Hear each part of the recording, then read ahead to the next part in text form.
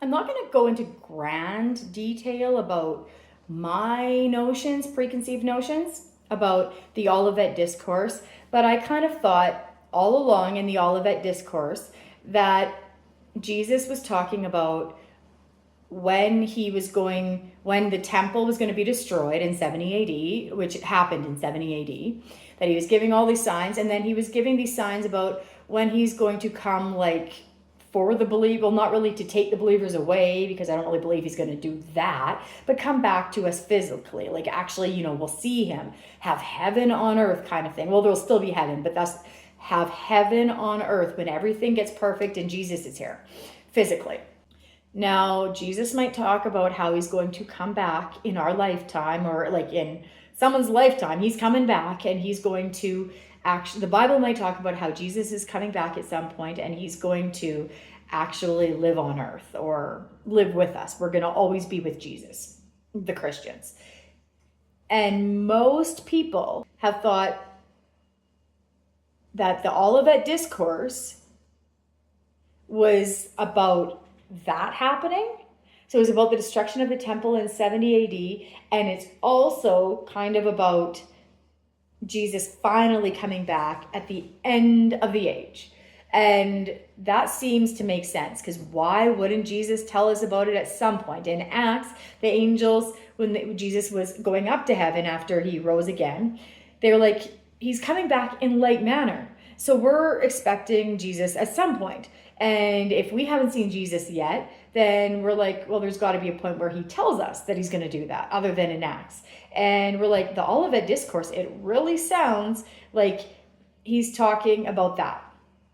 This is part of the reason why the disciples, in like a little bit different ways, but in all three of the chapters, they ask at least two different questions that make it sound like there's two different events, that there's the destruction in 70 AD and something about Jesus coming back, whether that's going to be in 70 AD or whether that's going to be in the year 2030 or whatever. Most people that are reading the Bible say the Olivet discourse is about both of those events. Well, and I'm not being a preterist here saying that everything was done. Everything in the Bible, there's no prophecy that's yet to be fulfilled. Jesus is not coming back. There is no coming back, or he already came back and he's here figuratively and invisible. We just can't see him. I'm not saying any of that. There still could be parts of the Bible that haven't been fulfilled yet. But the Olivet discourse, I think, is only about 70 AD. And I'm going to qualify part of that. So remember how we've been talking, and I want to first stress, I haven't always thought this and have a preconceived notion. My preconceived notion was that this Olivet discourse was about telling us a little bit about when Jesus is coming back with us. And I am not sure now if that's what the Bible is telling us. So based on Matthew, which I know quite well, I could probably say most of the words in Matthew chapter 24, Jesus says, there's all these signs that there's going to be the destruction of the temple and that you have to flee to the hills. And then the sign of the Son of Man is going to come, which other parts of the Bible that I will show you at some point, make it sound like the judgment of Jerusalem, like that's the judgment, and now you're going to go be taken to other countries, all you Jews, or most of you Jews, and that actually did happen, because coming on the clouds can actually all the time in the Bible is just the judgment of the country being taken over by like the Babylonians, or taken over by a bunch of other places and other places. So that's not something we'll discuss right now, but it seemed in Matthew like he was saying, okay, so in your generation, everything that I just talked about, all these signs and everything of for the destruction, and even the sign that you're judged, because they were judged, they crucified the Lord of glory. He wanted to gather them like chicks, but they wouldn't let him, and then then they were going to be desolated, and they were in 70 AD. The temple was desolated, the people were kind of desolated, and all of that happened. And then in Matthew chapter 24, verse 36, he says, after he says all that's going to happen to this generation, like you disciples, your generation. But then he goes, but of that day and hour. So I'm like, oh, that's a different day and hour. But then I read the ones that I read a little less often, Matthew 13 and Luke 21. And they don't really support my preconceived notion that the Olivet discourse is some kind of timeline for the people in the future, not necessarily of a rapture or of a tribulation. I think they went through tribulation in 70 AD. That was tribulation. Tribulation means troubles, problems, trials. And they went through the tribulation, and Matthew chapter 24 has apocalyptic language for the tribulation. That's like how Jews had talked great big, it's the end of the world, that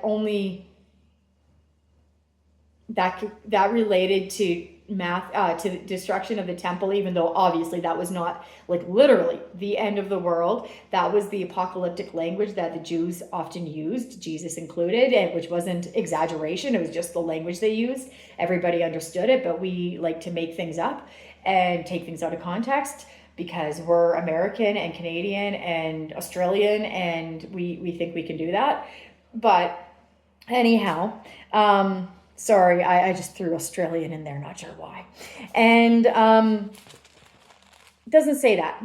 Mark says you're gonna see the sign of the Son of Man coming in this generation. That's all it says. And Luke, it just says that everything's gonna come upon you in this generation. It doesn't even stress any. So it's just like if everything that this chapter's talked about, everything is going to happen to this generation or to the disciples, then it's like that has nothing to do with us.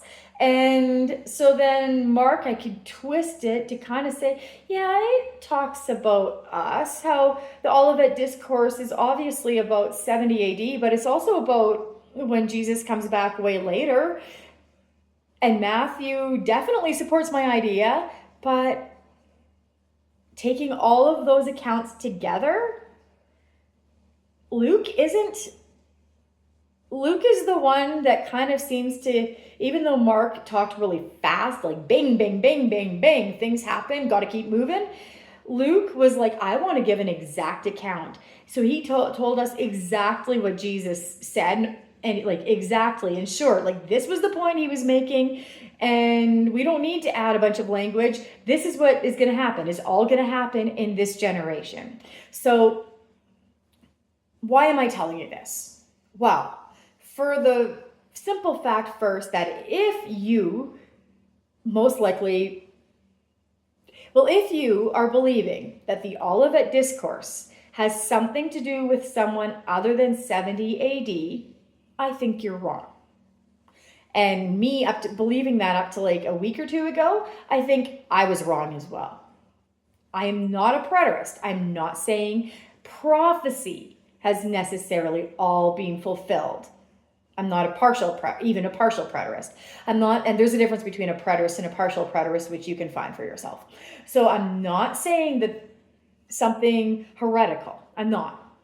But I'm saying this chapter, or this one account in the 3 different books, is just about 70 AD.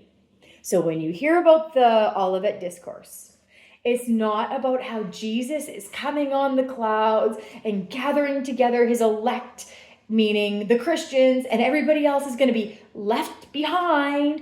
And then we'll talk about vultures later, where the vultures are, where the carcasses are, the vultures will gather, and about one being left in the field and the other one taken, and how that relates. That's kind of the same idea, and how it's not what you think. But anyhow, side note,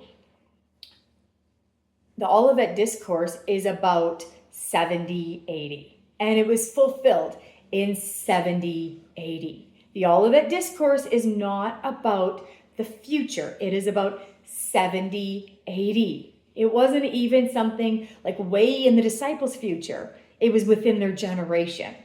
It was about like our way past. It was about that. So That's what the Olivet discourse is. It is not about this secret rapture and then waiting in heaven for 7 years and then coming on the clouds and coming with angel armies and saving all the left behind people that have since become Christians, and all those other people are going to be sent to hell now. It is not about that. If you want to believe that Jesus is there's going to be a tribulation for a while and all that stuff, believe it. Sure, whatever. Or actually, I don't think believe it, but you can believe. But it's not in the Olivet discourse. He does not talk about it. And you historicists that think that this is some kind of roadmap, I believe a lot of historicism ideas, but still, historicists, it's not about way in the future when World War III is going to happen and then Jesus is going to come and reign on the earth. And it's not about that either. It's just about 70 AD. So say it with me. It is just about 70 AD. Most prophecy isn't about stuff thousands of years in the future. Some of it is. The whole Jesus coming as a baby, I realize that took place hundreds of years after Isaiah prophesied it. But most prophecy was about like the relatively near future, and the Olivet discourse happened within a generation of Jesus going to heaven, going back in the ascension, and that's it.